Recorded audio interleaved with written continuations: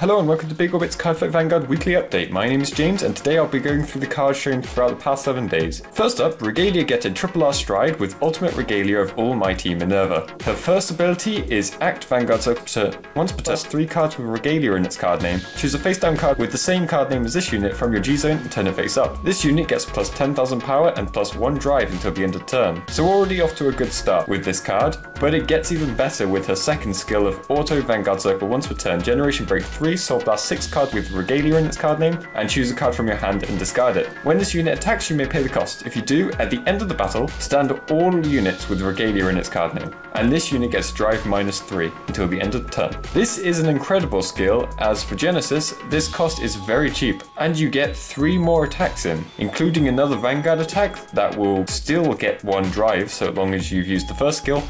And thanks to the quadruple drive on the first attack, it's pretty likely you'll get a trigger or 2. So that mixed with the plus 10k means the second attack is going to be hard to guard, even with it only being 1 drive check. Also for Regalia, we have a grade 2, Regalia of Abundance, Freya. Her abilities are Auto Counterblast 1 when this unit is placed on Rearguard Circle. If you have a grade 3 or greater Vanguard with Regalia in its card name, you may pay the cost. If you do, draw a card, choose up to 2 cards with Regalia in its card name from your drop zone, and put them into your soul. And she also has Auto Rearguard Circle Generation Break 2. When your Vanguard with Regalia in its card name attacks, this unit gets power plus 3000 until the end of turn. Being able to put cards from your drop zone into your soul works well with card new Forerunner, and you get a nice soul charge without losing too much from the deck, apart from the 1 draw. The power buff is also great, as if you have the new Minerva, your Vanguard can attack twice, giving this unit plus 6000 power. Gear Chronicle get their 10k grade 2 Pulsar Metal Party Dragon. It has continuous Vanguard Circle and Rearguard Circle. If you have no cards in your bind zone, this unit cannot attack. This means you can use this in most Gear Chronicle builds, as they mostly deal with the bind zone these days. It also has Auto Rearguard Circle Generation Break 1, Counterblast 1, and bind this card face up. At the end of the battle that this unit was boosted, you may pay the cost. If you do, call up to 1 face up grade 3 and 1 Zodiac Time Beast from your bind zone to separate Rearguard Circle of the same column. You can probably fit some Zodiac Time Beasts into Chronofang, and they naturally work well with Chronojet and Demiurge. It also matters less whether you get identical copies of cards in the bind zone with Demiurge, as you can more easily bring them onto the field now.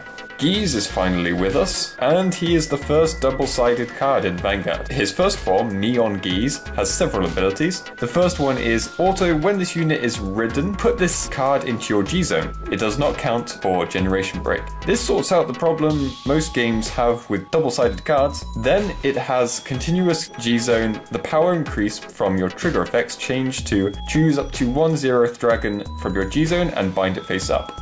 And continuous G zone, your 0th dragon in the bind zone cannot be moved to another location. And finally, has Ultimate Stride Dragon Deity of Destruction Gyze. Release when your Vanguard is grade 3 and the number of different 0th dragons in your bind zone is 5.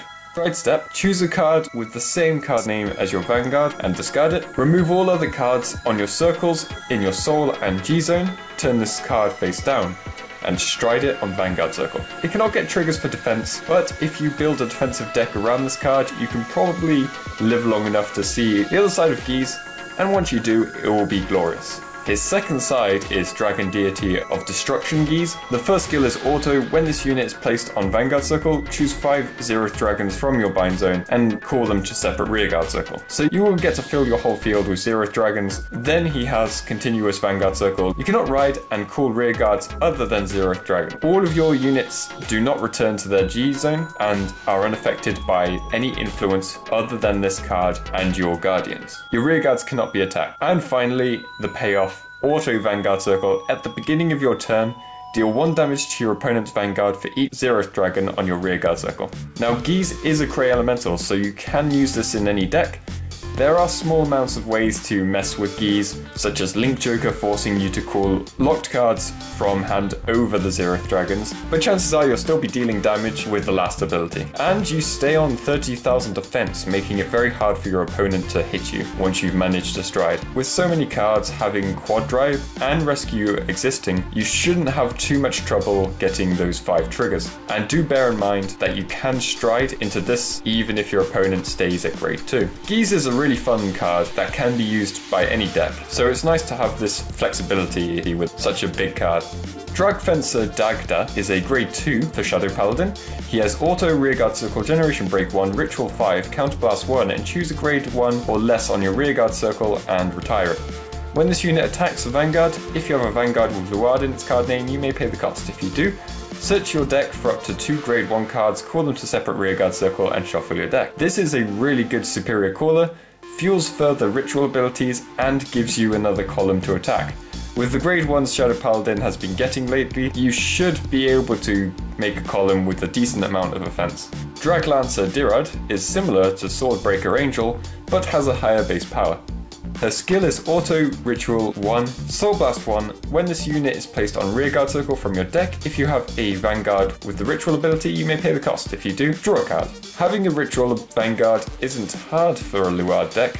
Chances are you're going to be able to pull this off every time you call it, and even if you don't, her base power won't hurt you unlike Swordbreakers. The last clan we have this week is Nubatama. We have the Stride, Evil Eye Wisdom King, Shiranui Rene. His ability is Dominate, act Vanguard Circle once per turn, Counterblast 1, and choose a face down card from your Gyze with the same card name as this unit and turn it face up. Your opponent chooses 2 cards from his or her hand, calls them to separate Rearguard Circle, and they get power plus 5000 until the end of the turn. Dominate all of them, and each attacks your opponent's Vanguard. Your opponent cannot activate the auto abilities of the cards called with this effect until the end of the turn. This bypasses resist, which is great for the deck, but to make it even better, Shiranui also has continuous Vanguard Circle, Generation Break 3. All dominated units get plus 10,000 power and plus 1 critical. This puts a ton of pressure on your opponent and works throughout the turn, so your on-stride dominate benefits from this too. Lastly, we have Liquidation Stealth Rogue Sadatsugu. A grade with auto Rearguard Circle. When this unit attacks Vanguard, if you have a Vanguard with Shiranui in its card name, this unit gets power plus 2000 until the end of the battle. And he also has auto Rearguard Circle, Generation Break 1, Counterblast 1. At the end of the battle that your other Rearguard attacked a Vanguard, you may pay the cost. If you do, retire the unit that attacked, draw a card, and this unit loses its abilities until the end of the turn.